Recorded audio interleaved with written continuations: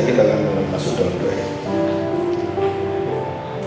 Kami bersyukur pada saat yang sulit seperti ini, kami diberi kesempatan oleh Tuhan untuk membahas khotbah di bukit, dan bahkan dalam sejarah para pengkhotbah yang Tuhan pakai dan gereja yang Tuhan berkati, baik itu sejak Martin Luther, bahkan para bapak kaum Puritan.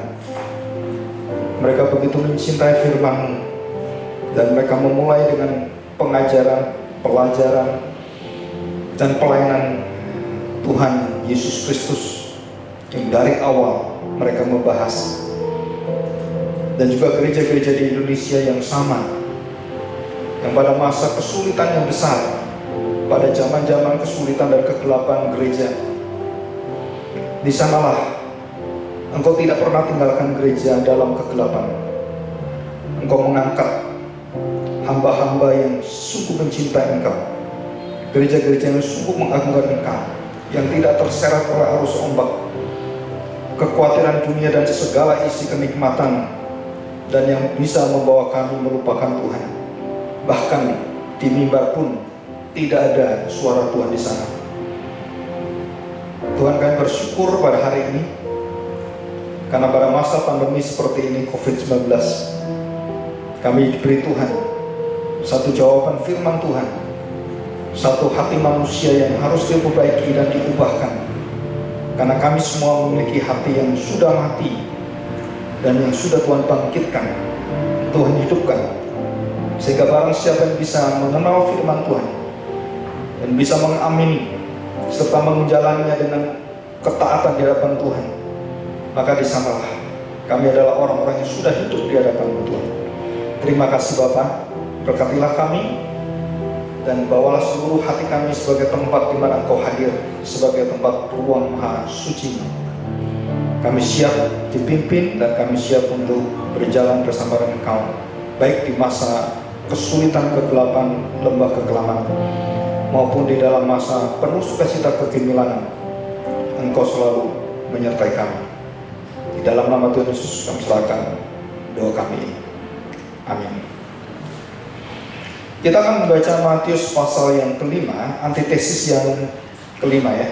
Jadi ada 6, kita tinggal 2, kelima dan keenam. Nah, kelima dan keenam ini sangat berkaitan, sama dengan ketiga dan keempat, ya 1 dan 2. Itu ada kaitan yang sangat erat sekali.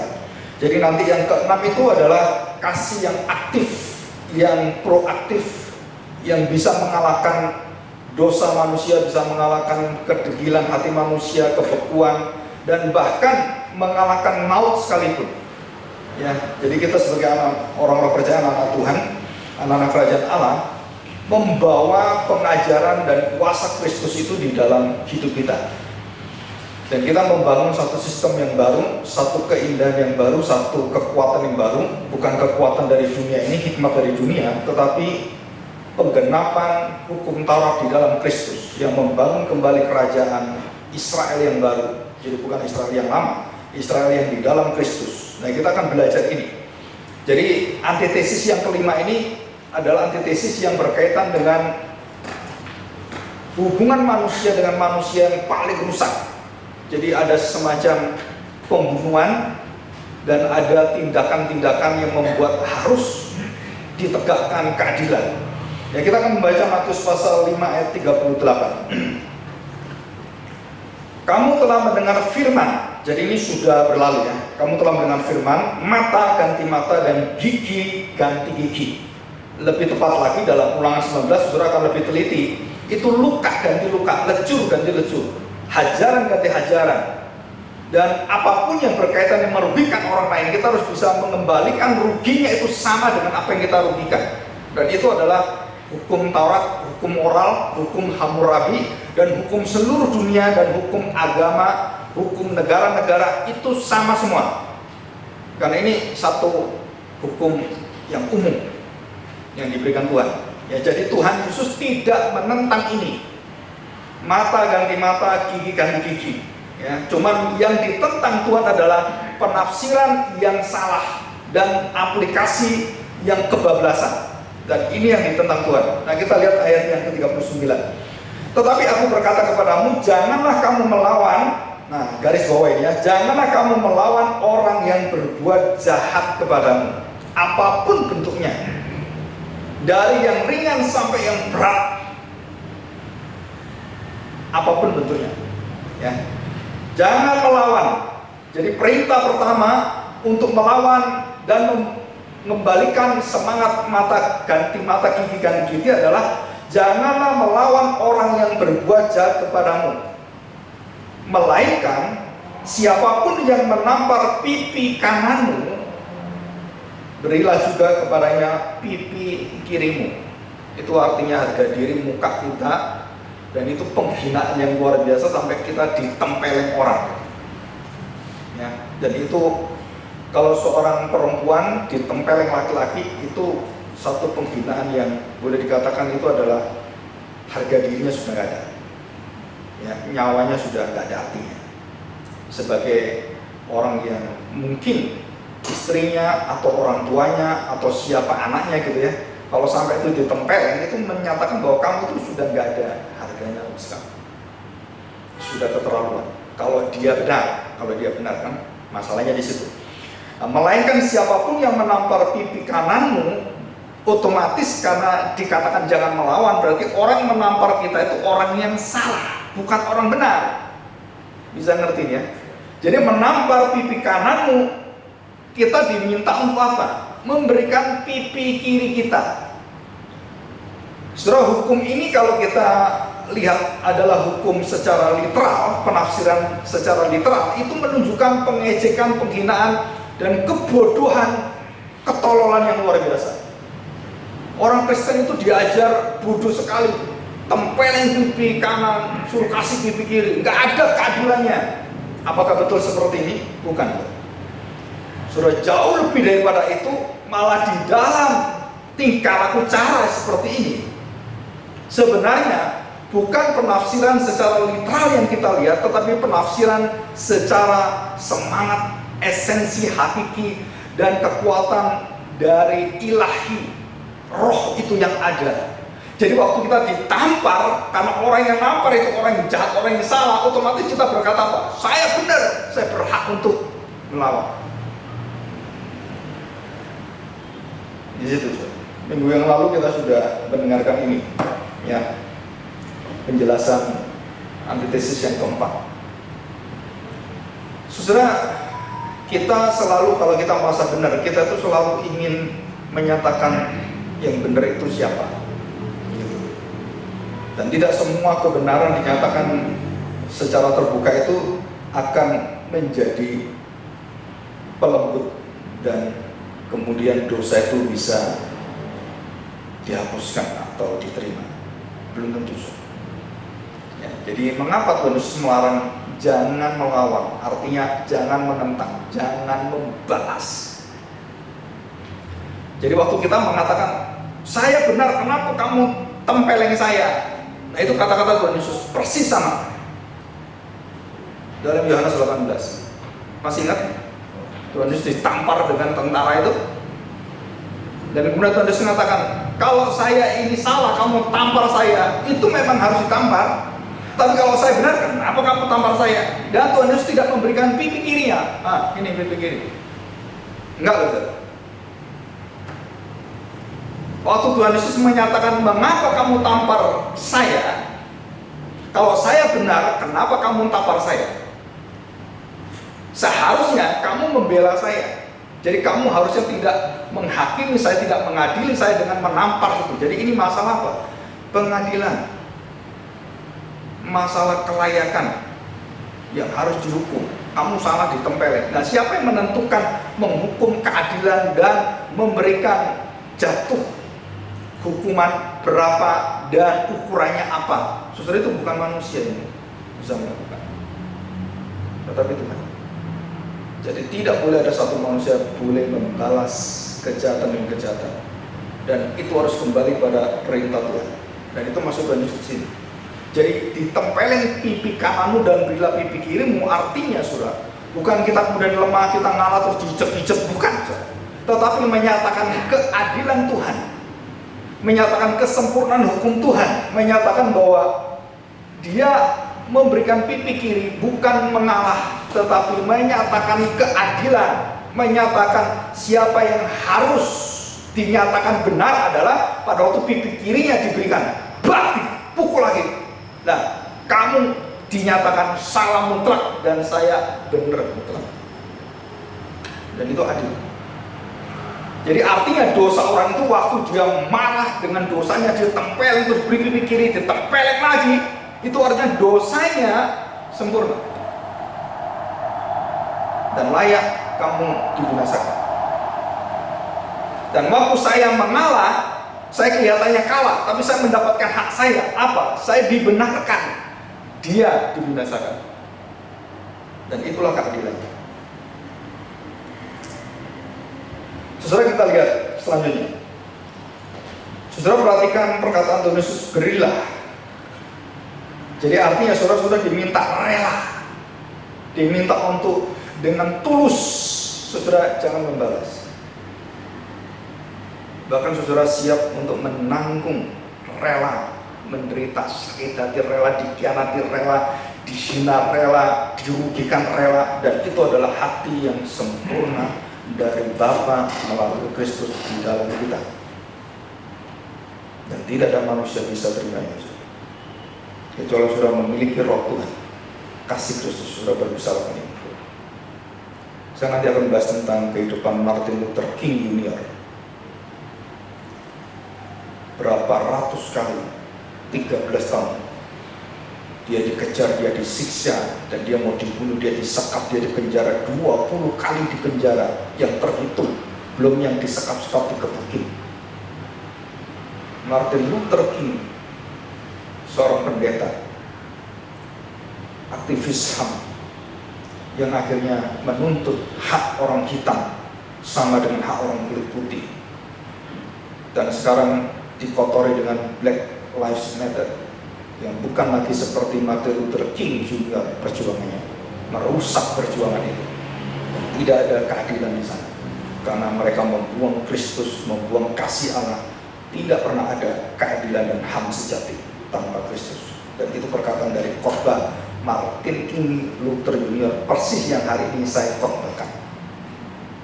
Matius 5, 38 sampai 48. Dan waktu saya membaca itu beberapa hari ini, saudara, kadang-kadang saya baca, luar biasa ini orang membuat jiwa itu bergetar luar biasa. Kok bisa?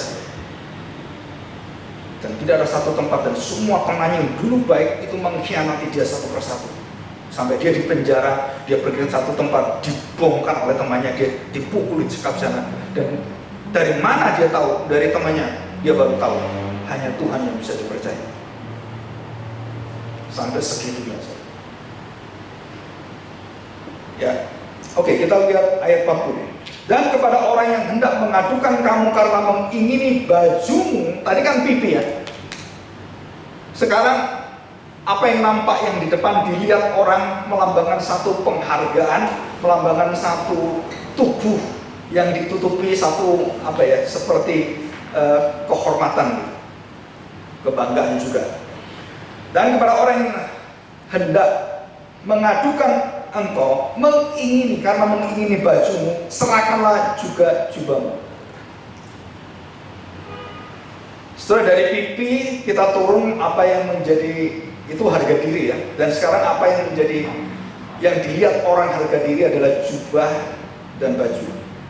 Dan itu menunjukkan kedudukan seseorang yang tinggi atau rendah.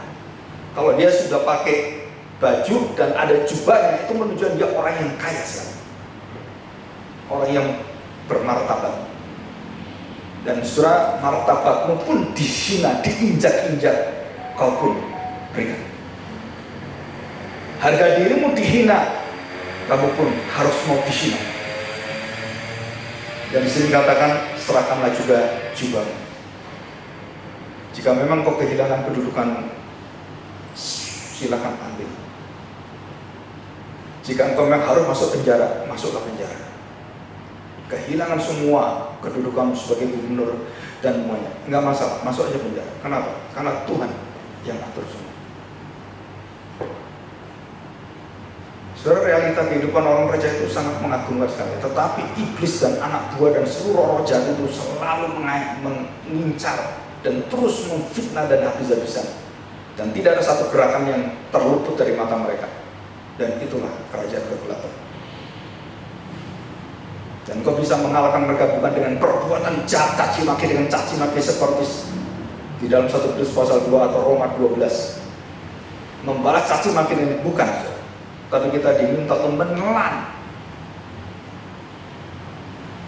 menelan, menerima, berilah pipi kanannya. Dengan sukacita, dengan kerelaan kita bisa menerima itu. Dan memang sebagai manusia yang penuh dengan daging, kita kadang-kadang merasa, aduh, kok sulit menerima. Memang, tapi karena ada Roh Kristus, saudara-saudara akan menerima itu. Dan waktu kamu menjalani itu ada satu sukacita, ada satu semangat yang luar biasa, ada satu damai yang tidak bisa diberikan pada waktu kamu membalas caci maki dan caci maki. Nggak bisa. Ya, kita lanjutkan. Yang 41, dan siapapun yang memaksa engkau, tadi mengadukan ini memaksa, berjalan sejauh 1 mil, perjalanan bersama dia sejauh 2 mil, memaksa. Nggak mau saya, harus berjalan, saya akhirnya nggak bisa. Saya bukan cuma menemani dia cuma 1 mil, tapi Tuhan meminta 2 mil.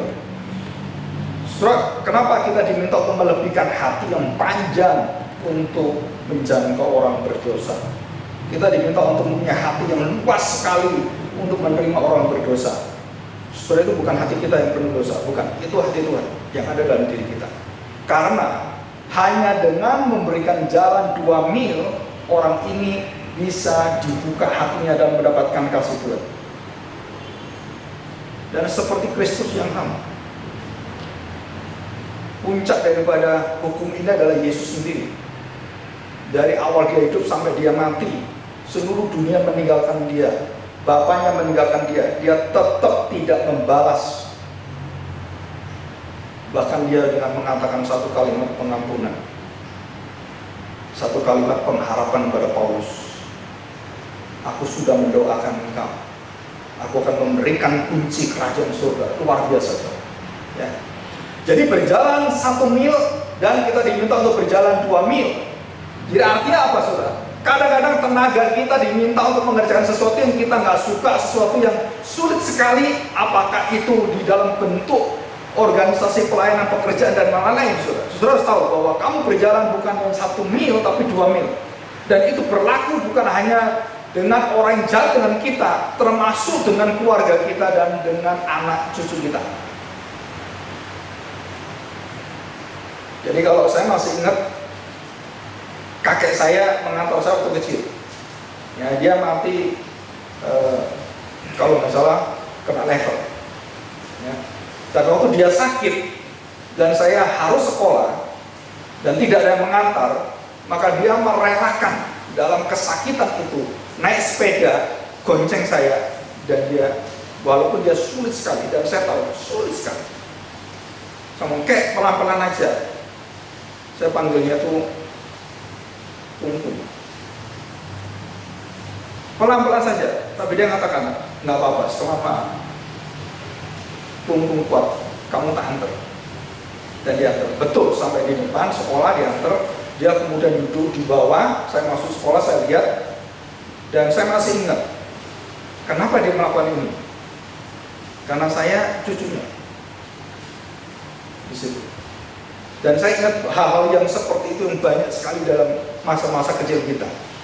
Apa yang membuat kita melihat bahwa orang itu bisa rela memberikan bukan hanya pada saat dia sehat, pada saat dia sulit sekali, dan dia penuh dengan kasih kepada cucunya. Dia lakukan itu dan dia rela.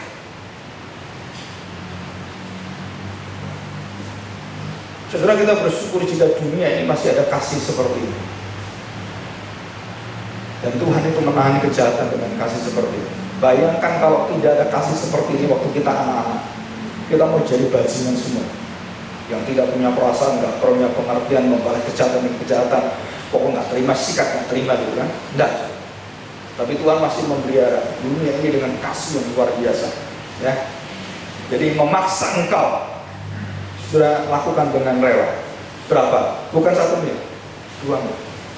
Bukalah hatimu, serahkanlah pada Tuhan dan jalani itu. Engkau akan melihat sukacita yang luar biasa bersama dengan Tuhan. Ya. 42. Nah ini yang paling sulit. Berilah kepada orang yang meminta kepadamu dan janganlah menolak orang yang mau meminjam daripadamu. Minjam apa? Apapun, saudara, termasuk duit. Kenapa? Saudara bayangkan, ya bayangkan. Ini bukan orang susah. Ini orang dalam kelicikan, orang jahat. Kalau saudara mungkin ingat, saya pernah marah dengan papa saya. Kenapa ada orang datang, papa saya tahu itu orang nggak benar, pendeta nggak benar, tetap dia kasih dengan alasan yang ditipu seperti itu. Waktu saya membaca ayat ini, mempraktekannya, benar juga ini ayat ya.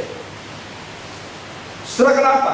Dia mengatakan satu kalimat, kalau tidak ada kasih, tidak ada pertobatan, kalau tidak ada kebaikan yang kita tanam, orang itu tidak akan bisa kembali pada Tuhan. Walaupun dia dalam kesulitan, walaupun dia dalam maksud yang jahat, yang tidak jujur, tapi engkau memberikan kebaikan, Tuhan pakai itu untuk mengubahkan dia. Iya, bisa. Tapi kalau tidak ada kasih yang ditanamkan, dia terhilang selamanya.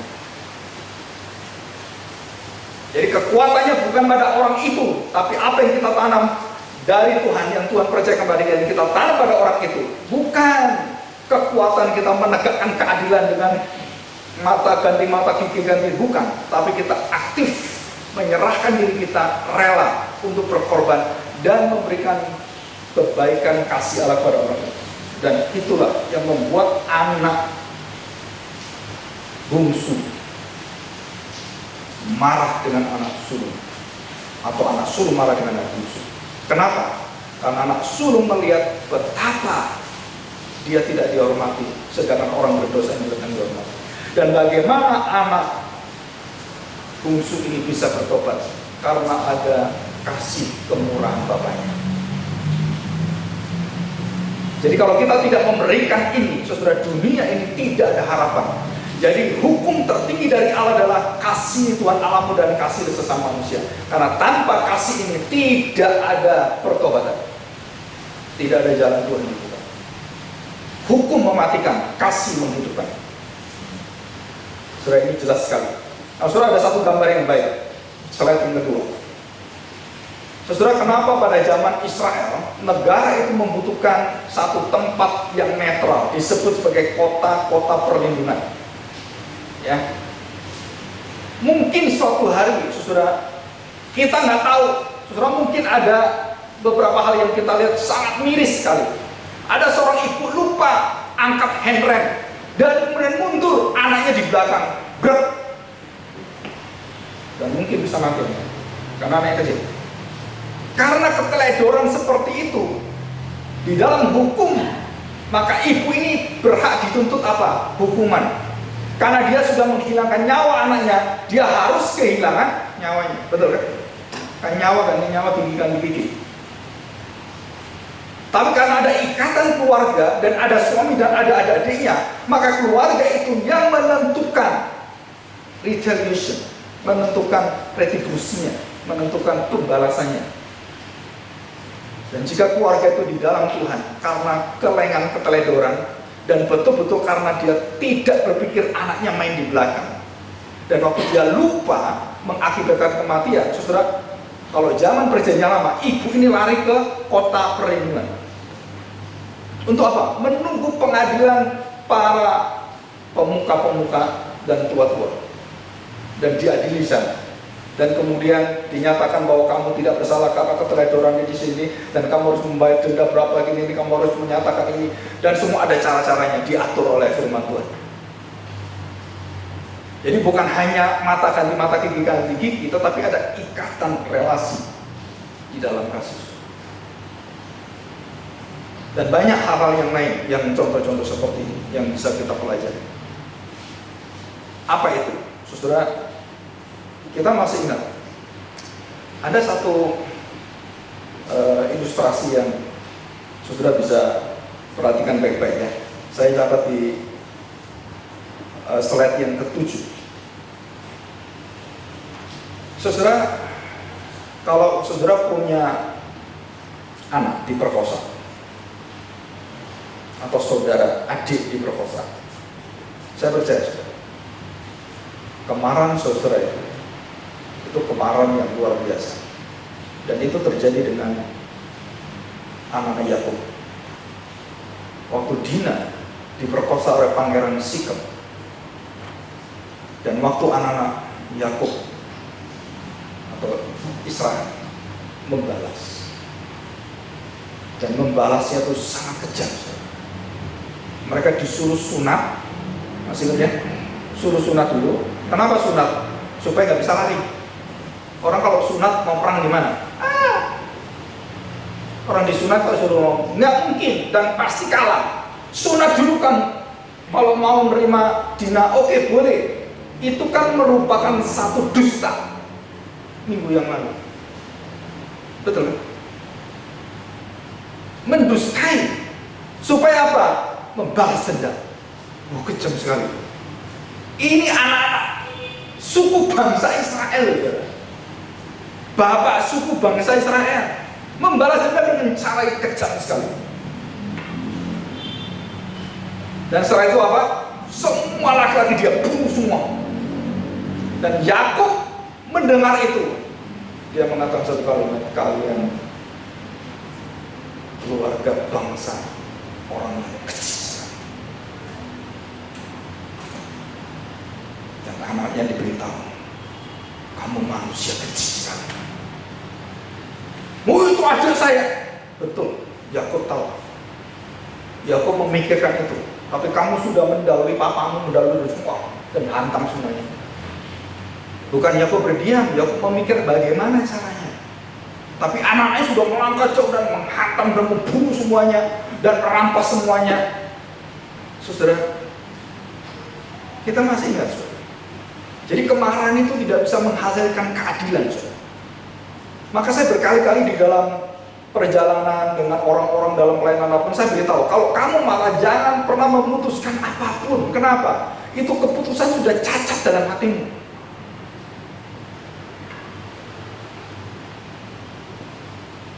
Kenapa saudara? Tuhan Yesus itu waktu diputuskan oleh pengadilan agama dan kerajaan kaisar daripada Pilatus, ya kan, adalah cacat hukum karena dalam kemarahan mereka memutuskan itu, saudara.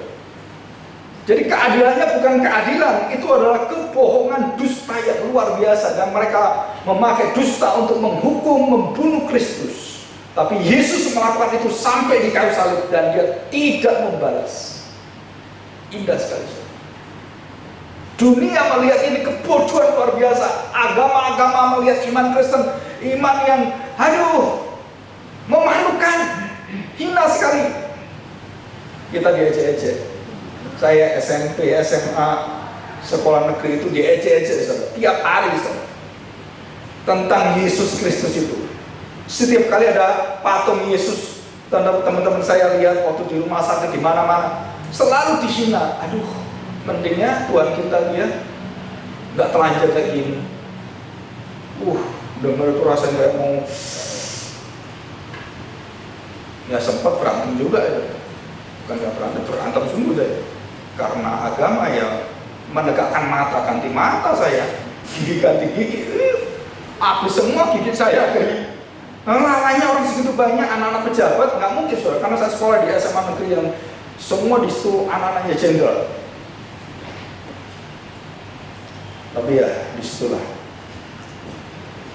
saya percaya bahwa kita tidak mungkin melakukan kasih yang demikian indah tanpa kekuatan dari Tuhan. Ya. Nah, saudara, kita membuka satu ayat firman Tuhan, Yohanes 18 ayat 23. Yohanes 18 ayat yang ke-23. Jawab Yesus kepadanya. Perhatikan ya. Ayat 22. Ketika ia mengatakan hal itu, seorang penjaga yang berdiri di situ menampar mukanya sambil berkata, "Begitukah jawabmu kepada imam besar? Kamu nggak sopan sekali." Buah. Ya, jawab Yesus kepadanya. Saudara perhatikan, ini adalah kalimat surgawi, kalimat Allah.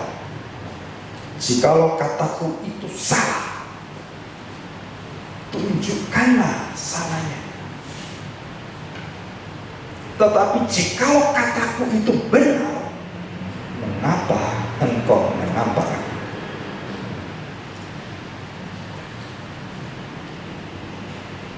Saya selalu mengatakan kalimat ini dengan bahasa saya sendiri. Kalau dalam pekerjaan ini saya ada yang salah, saya terima, saya minta maaf. Kalau saya benar, kenapa kalian nggak mau ikut? Kenapa kalian hukum saya? Kenapa kalian pecat saya? Kamu PHK saya? Kalimat sama dengan Tuhan Yesus sama. Jadi kita akan tahu motivasi orang yang melakukan, memutuskan itu. Orang yang betul-betul karena dipimpin oleh Tuhan atau dipimpin oleh kemarahannya. Nah, kita akan tahu, wah udah gak bisa. Kenapa? Orang ini sudah tidak melandaskan hidup dalam kebenaran. Bos saya akhirnya memutuskan, saya akhirnya dipecat. Kenapa? Karena gak cocok dengan dia. Dan banyak orang-orang yang hasil korban sentimen pribadi dibuang seperti itu. Nah, mungkin saudara pernah mengalami itu dalam pekerjaan, dalam banyak hal. Dan saudara, itu adalah salah satu cara hidup kita untuk bersama dengan Tuhan, memikul salib. Jadi jangan takut, saudara. Ya. Oke, nah saudara perhatikan ayat yang ke-24. Maka Hanas mengirim dia terbelenggu kepada Kayafas, imam besar itu. Jadi setelah dia adili pertama, bawa ke Kayafas, kemudian dibawa ke pengadilan negara dan seterusnya. Dan dibawa terus kemana-mana, ya. Nah, saudara, kita akan melihat di dalam ayat, di dalam 1 Timotius 5 ayat 18. 1 Timotius 5 ayat 18. Bukankah kitab suci berkata, janganlah engkau memberangus mulut lembu yang sedang mengirik, dan lagi seorang pekerja patut mendapat upahnya. Jadi artinya begini, saudara. Jadi kalimat-kalimat Tuhan Yesus yang mengatakan berilah pipi kirimu, karena pipi kananmu dirugikan, dan kamu harus siap untuk dirugikan lebih dari itu. Dan kamu mau terima itu dengan satu kerelaan, satu sukacita, maka kamu akan melihat betapa besarnya kasih dalam hidupmu, dan kau sudah bisa mengalahkan dosa di dalam dirimu. Bukan dosanya orang itu, tetapi dosa yang sudah menggerogoti kamu itu sudah hilang kuasanya, dan kamu bisa berjalan 2 mil, kamu bisa memberikan jubahmu, kamu bisa memberikan pipi kirimu untuk ditampar. Artinya kamu sudah beres, dan kamu sudah merdeka, dan kamu tidak lagi diatur, ditentukan oleh dosa-dosa dan situasi yang membuat engkau terjebak di sana. Dan itulah kekuatan kesaksian iman Kristen. Jadi saudara, dikatakan kita harus tahu bahwa semua orang patut mendapatkan apa yang dia kerjakan. Bahkan di dalam 2 Tesalonika pasal 3:10, orang yang tidak kerja jangan dikasih makan. Kamu kerja baru kasih makan. Kamu bertanggung jawab. Jadi ada hukum-hukum tertentu, bukan orang miskin-miskin kita minta-minta kita kasih terus, bukan, saudara. Itu ada ayat-ayat lain yang membuat kita untuk dibatasi keadilan kita. Tetapi pada saat kamu mengalami kesulitan yang luar biasa, penderitaan yang luar biasa, dan aniaya, sudah di situ kita siap untuk apa? Untuk menyatakan kekuatan, mengalahkan dosa, mengalahkan yang jahat, mengalahkan maut, dan kita nyatakan kasih Allah dengan sukacita yang luar biasa, dan iblis di situ jatuh.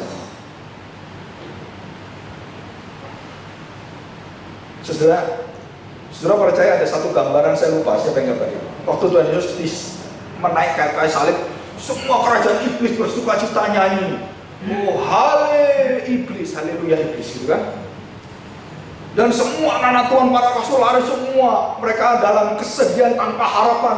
Bener nggak ini Tuhan saya? Yang di sini, wah mereka bersukacita. Kenapa? Karena kalah dia. Dan cuman di atas surgawi malaikat tunduk semua. Dan Bapa menunggu satu ketaatan anak sampai tuntas, dan disiapkan peniup trompet di sepanjang seluruh suasana surgawi. Untuk apa? Meniup sangkakala kemenangan.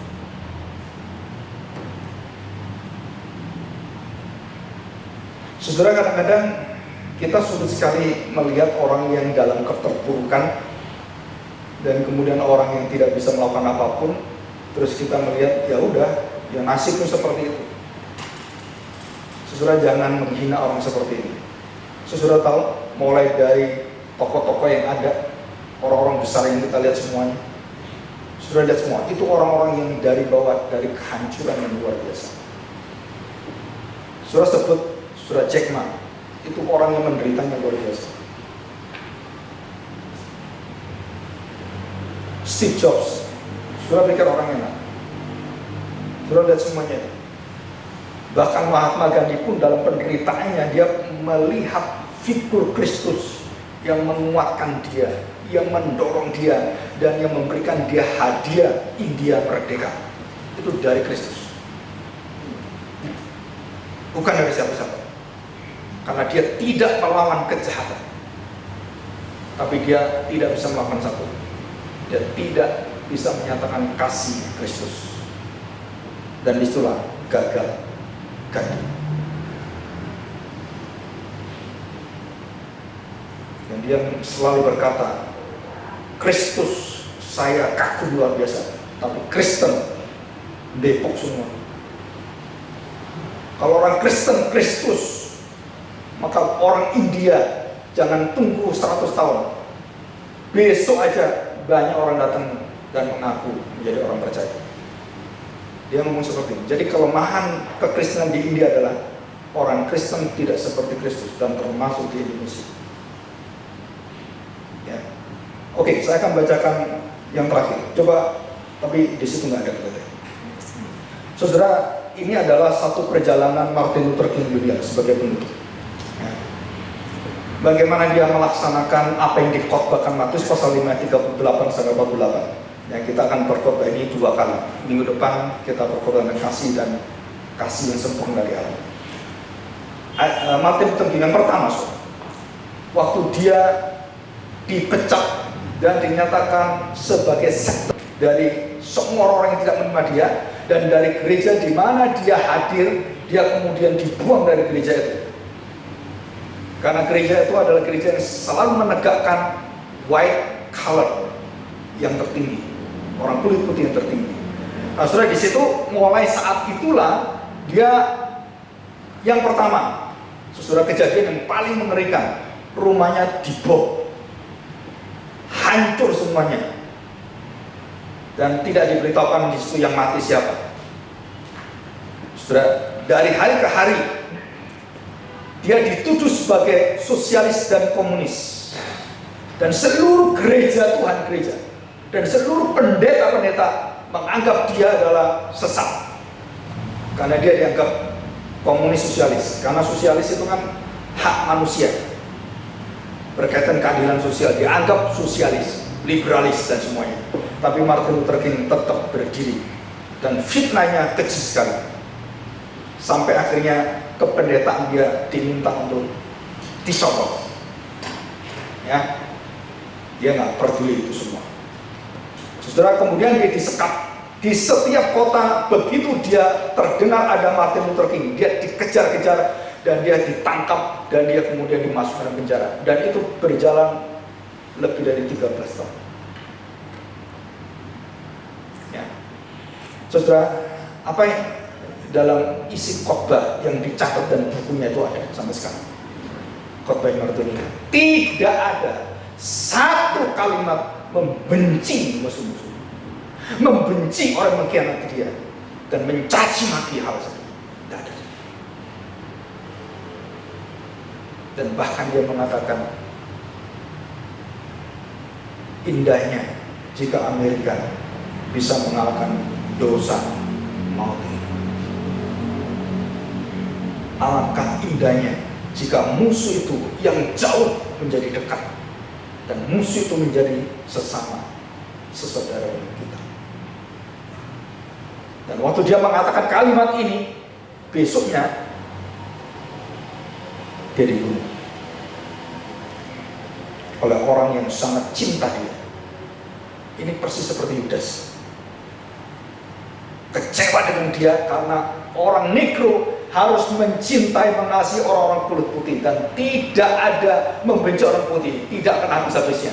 Maka kamu dengan kasih dari Tuhan, kamu harus rela untuk memberikan hidupmu, berikan jubahmu, berikan pipi kirimu, dan berjalanlah 2 mil dan pinjamkan semua yang mereka minta.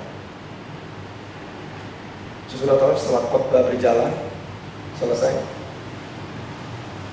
dah matilah dia. Dan orang-orang kulit putih waktu lihat Martin Luther King mati, ditembak orang kulit hitam sendiri dan orang pengikut dia yang mencintai dia, yang merasa dikhianati oleh dia karena disuruh mengasihi orang kulit putih. Orang kulit putih bersuka cita, habislah kamu. Berhenti? No. Karena timbul Martin Luther King yang lain di seluruh Amerika dan meminta Kongres menetapkan hukum melawan diskriminasi kulit, ras, dan agama.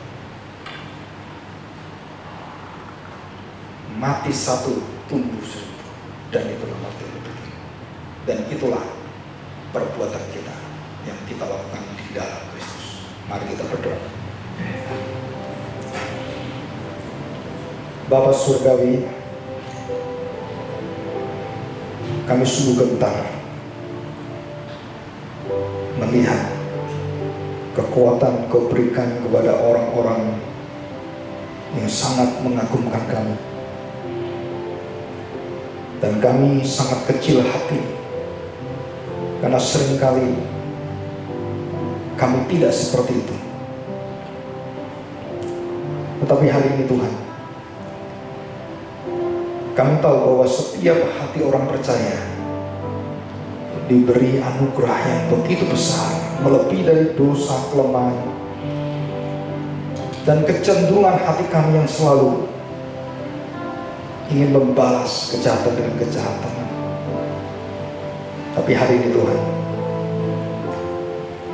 kami melihat ada satu kuasa yang sempurna yang dibawa oleh kuasa Roh Kudus, kuasa keteladanan dalam Engkau Tuhan, dalam penderitaanmu, dalam sukacita bersama dengan Engkau. Dan disitulah Tuhan, kami mendapatkan seluruh hidup kami diubahkan oleh Tuhan. Ajar kami tidak menyimpan segala sesuatu yang bersifat memburukkan, membusukkan, dan yang membutakan kami Tuhan. Tapi bukalah Tuhan, dan bawalah semua hati kami membuang semua cacian, makian, dendam, dan segala sesuatu yang ada Tuhan. Karena Roh-Mu adalah Roh yang kudus, yang suci, yang bersih, yang tidak mengizinkan hati kami di tempat Engkau hadir di ruang Maha Suci ini. Ada satu dosa yang terselip. Tetapi hari ini Tuhan, kami percaya karena darah Kristus yang sudah menggantikan kami, menghapus, menjamin kami, dan memperteraikan kami sebagai anak-anak-Mu, anak-anak terang, anak-anak kerajaan Allah. Kami dimampukan, disertai, dan dikuatkan, didukung untuk menjalani, berjalan 2 mil, memberikan jubah, dan tidak menuntut, dan tidak menahan, rela memberikan, menerima orang berdosa dalam segala tindakan apapun Tuhan. Dan disitulah bukan orang berdosa yang menang, kamilah yang menang. Karena kami penuh dengan sukacita, kami dibebaskan dari segala belenggu kuasa dosa kami, dan kami mendapatkan kasih Tuhan sepanjang hidup kami. Terima kasih Bapa, terima kasih Roh Kudus. Kami serahkan hati kami, sempurnakanlah apa yang kami dengar hari ini. Di dalam nama Tuhan Yesus kami serahkan doa kami. Amin.